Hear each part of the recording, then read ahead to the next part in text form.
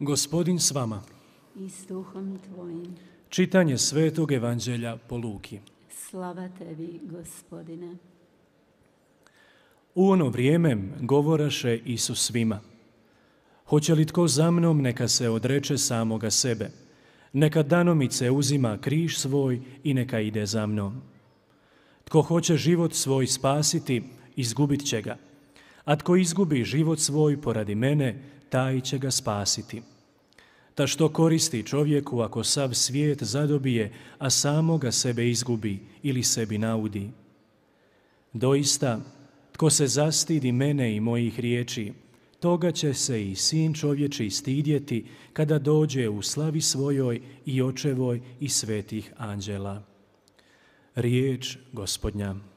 Slava tebi, Kriste.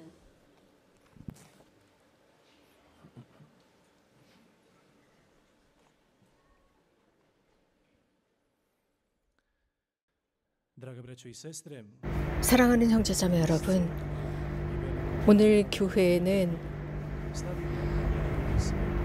아시시의 프란치스코 성인의 오상을 받은 기념일입니다. 돌아가시기 2년 전에 그리스도의 오상을 아시시의 프란치스코 성인께서는 그대로 받으십니다. 그러면서 프란치스코 성인이야말로 교회 역사 속에서 예수 그리스도의 오상을 가장 먼저 받은 성인이 되셨습니다. 프란치스코 성인의 삶을 기록한 책을 보게 되면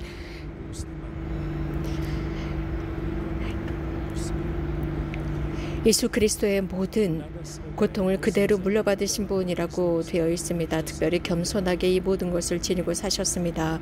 특별히 사랑으로 감수하셨습니다. 열정으로 감수하셨습니다. 그럼으로써 아시시 프란치스코 성인께서는 이렇게 우상을 받으신 뒤에 이런 열렬한 기도를 하게 됩니다. 단식을 하면서 하신 기도였습니다. 성모 승천 대축일 때였습니다. 주님, 제가 죽기 전에 당신의 은총을 주십시오. 제 인생 속에서 영혼과 육신이 온전히 당신을 담게 하소서. 당신의 고통을 그대로 담게 하소서. 감미로우신 주님, 당신께서 순환의 고통 중에 느끼셨던 그 순환을, 그 아픔을 저도 느끼게 하소서. 제 마음속에서 그 무한하신 사랑을 제가 체험하게 하소서. 하느님의 아들이시여, 당신께서는 그 고통, 그 순환을 우리 죄인들을 위해서 감수하시면서도 기꺼이 감수하신 주님이라고 기도했습니다. 아시시 프란치스코 성인께서는 돌아가시기 2년 전 라베르나 산에서 늘 천상의 영광 중에 탈원 상태에 계시다가 세라핌을 보게 됩니다. 6개의 날개를 가졌고 그 6개의 날개를 가진 세라핌께서는 십자가에 달리신 모습으로 아시시의 프란치스코 성인의 위에서 날고 계셨습니다. 그리고 두 날개는 못에 박고 있었고 두 날개는 하늘을 날고 있었고 나머지는 아래쪽을 향하고 있었습니다. 이 모습을 본 프란치스코 성인은 매우 기뻐하셨습니다. 그러면서 사부 프란치스코께서는 그 황홀경 속에 깊이 빠져 있었습니다. 그러면서 깊이 있게 묵상하셨습니다. 이것이 도대체 무슨 뜻일까 싶었습니다. 이것을 이해하기 위해서는 아시시 프란치스코 성인의 영은 굉장히 불안해졌습니다. 하지만 육체적으로 이것을 느끼고 이해하고자 했습니다. 그 순간 당신의 양손과 양발에 이 십자 오상이 드러나기 시작합니다. 즉 십자가의 그 오상과 같은 것이었습니다. 양손과 양발에 예수 그리스도의 그 같은 못이 박힌 자리에 상처가 나기 시작했습니다. 그러면서 발목 위쪽에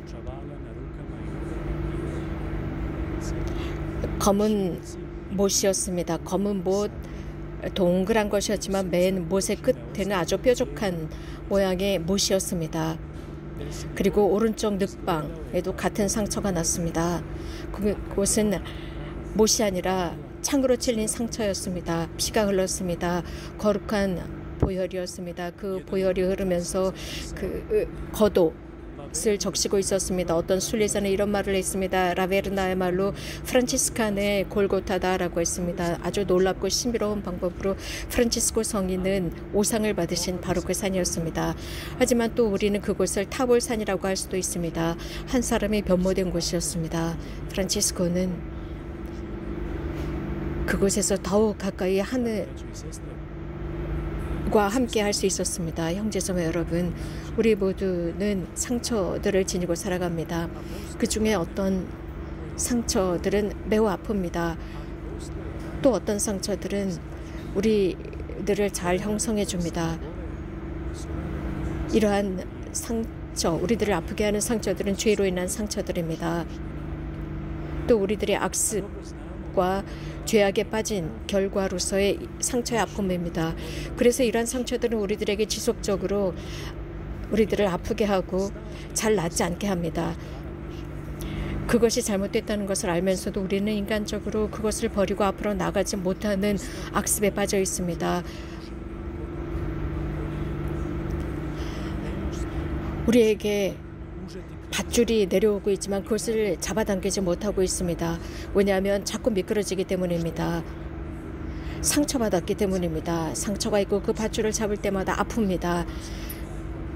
그래서 할 수 없이 그 밧줄을 놓을 수밖에 없습니다. 하지만 이 밧줄을 놓는 것보다 더 아픈 상처들이 우리 안에 있습니다. 제 생각으로는 우리 모두가 잘 알고 있다고 생각합니다.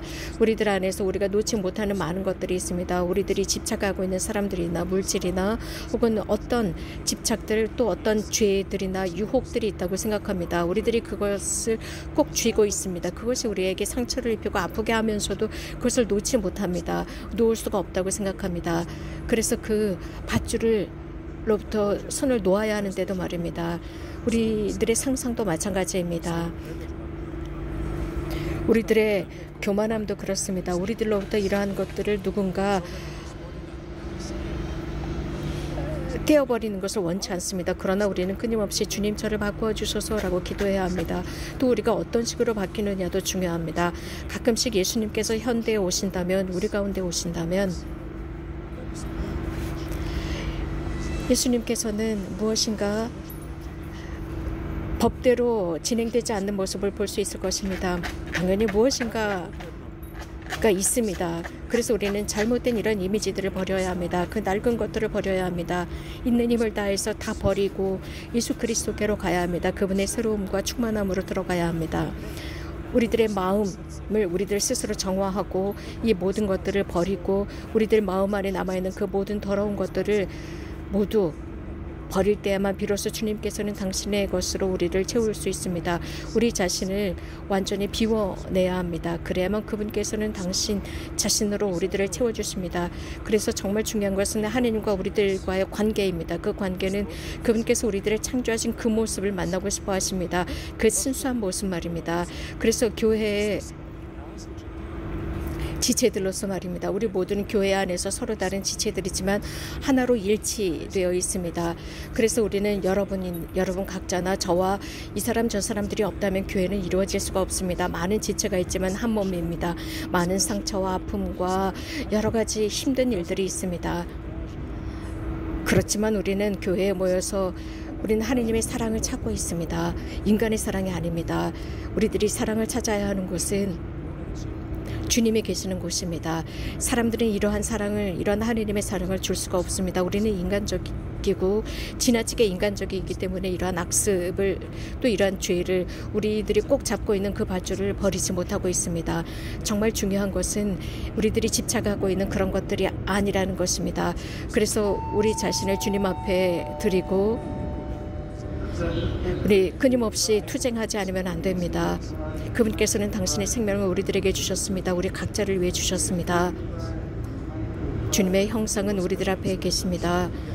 우리들의 시선이 다른 곳을 향하고 있을지라도 그분은 항상 우리들을 바라보십니다. 그렇기 때문에 우리가 그분을 향해 있을 때 우리는 정말 중요한 것이 무엇인지 알게 되고 내가 누구를 위해서 싸워야 하는지도 신념을 갖게 됩니다. 형제자매 여러분, 고통이라고 하는 것은 늘 나쁜 것은 아닙니다. 고통이나 아픔, 우리들을 양성하는 아픔이 있다고 말씀드렸습니다. 우리들이 성숙할 수 있습니다. 하느님의 뜻이 무엇인지를 잘 보는 것입니다. 그리스도의 십자가, 그것은 하느님께서 우리들에게 원하신 것이었지만 우리는 자주 잊어버리는 것이 있습니다. 자유를 주셨다는 사실입니다.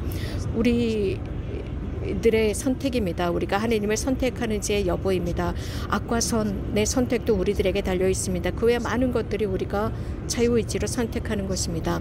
그래서 많은 우리들의 삶의 상황들은 우리들이 만들어 놓은 것들입니다. 우리들의 죄나 우리들의 잘못된 선택 때문에 우리들은 상처받고 아파하고 괴로워합니다. 하느님께서는 우리들에게 절대로 죄를 지으라고 강요하시지 않습니다. 혹은 술을 마시라고 강요하시지도 않습니다. 혹은 노름을 하라고 강요하시는 하느님, 불륜을 저지르라고 강요하시지도 않습니다. 여러 가지 다양한 것들이 있습니다. 이것은 여러분들의 십자가입니다. 여러분들의 선택입니다. 하느님께서 원하시는 것은 이런 것들이 아니라는 것을 분명히 알아야 합니다. 제가 여러분들에게 말씀드린 이러한 요소들은 우리들의 선택에 달려 있습니다. 죄를 짓느냐도 우리들에게 달려 있는 것입니다. 그 결과에 대한 책임도 우리들이 짓는 것입니다. 모든 죄는 결과를 가져오게 되어 있습니다. 그런 결과들이 우리들을 힘들게 만듭니다. 그래서 삶을 살아가면서 식별할 줄 알아야 합니다. 내 자신으로부터 오는 것이 무엇이고 하느님으로부터 오는 것이 무엇인지입니다. 내 십자가는 무엇이고 나의 구원은 무엇인지, 나에게 도달하는 것이 무엇인지, 그것이 무거운 중압감, 그래서 우리들을 땅바닥에 내던지는 것인지, 그래서 내 어깨를 짓눌러서 앞으로 나가지 못하게 하는 것이 무엇인지 보아야 합니다. 형제자매 여러분, 또한 예수님과 하느님께서는 우리들의 우둔함을 통해서도 활동하신다는 것입니다. 그것은 다름 아닌 우리들의 나약함이나 고통 속에서도 활동하십니다. 우리들이 제대로 십자가를 지고 갈 수 있도록 도와줍니다. 우리들의 십자가를 의지해서 우리들의 고통이나 아픔, 괴로움 등등을 그분의 십자가에 의지해서 살아갈 때 우리들은 치유될 수 있습니다. 아시시의 프란치스코 성인은 오상을 받으셨습니다. 분명하게 예수 그리스도의 상처가 각인되었습니다. 우리 각자도 이렇게 당신의 고통이 각인되어 있습니다. 예수님께서는 우리들 각자 한 명 한 명을 신앙의 증인으로 불렀습니다. 프란치스코 성인은 이런 말씀을 하셨습니다. 항상 설교하십시오. 항상 설교하십시오. 하지만 필요하다면 말도 사용하십시오라고 했습니다. 우리 각자는 하느님 앞에서 양심적으로 내가 신앙을 어떻게 증언하는지 알고 있을 것입니다. 우리들 자신을 통해서 정말 우리가 그리스도에게 속해 있는지의 여부가 드러납니다. 주님, 우리가 고백하는 모든 것들, 우리들이 말로 고백하는 모든 것들을 활동으로 드러내게 하소서. 우리들의 삶의 구체적인 삶으로 드러내게 하소서. 아멘.